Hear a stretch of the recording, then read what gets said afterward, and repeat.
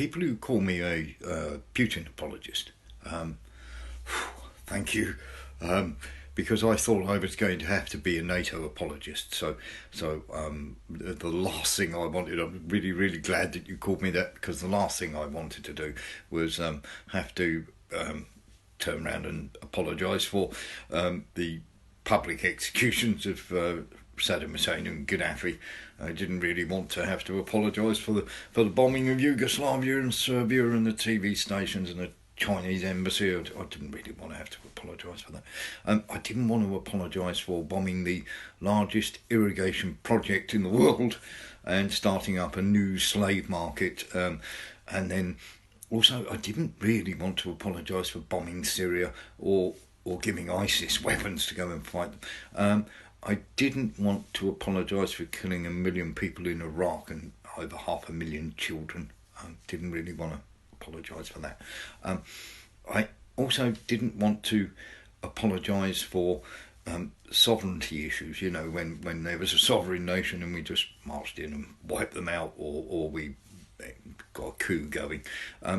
I didn't really want to apologise for the 27 million Russians that fought in the Second World War, and now we have exactly the same thing again, where we're sending tanks from Germany into Ukraine to kill Russians. I didn't really want to apologise for that one. I don't want to apologise for the ones that run NATO, basically the Americans, the State Senate. 90% of them overwhelming, saying that we've got to get rid of the Nord Stream pipeline, and then 4 months later it mysteriously blowing up. Didn't really want to apologise for that one either.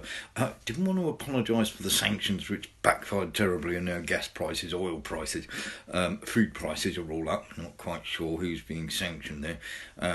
So all in all, when you get called a Putin apologist, I didn't want to apologise for overthrowing the government of Ukraine, putting a guy like Poroshenko in, who then went and let a load of Nazis go and kill men, women and children for 8 years, their own people. I didn't really want to have to apologise for that. So the other thing I didn't really want to apologise for, and I know this is going to be terrible, is the millions and millions and billions of pounds of debt that we racked up by sending them lots of arms. I didn't want to apologise to the Germans for forcing them to play along with the blowing up of the Nord Stream pipelines, just so that they would send more tanks.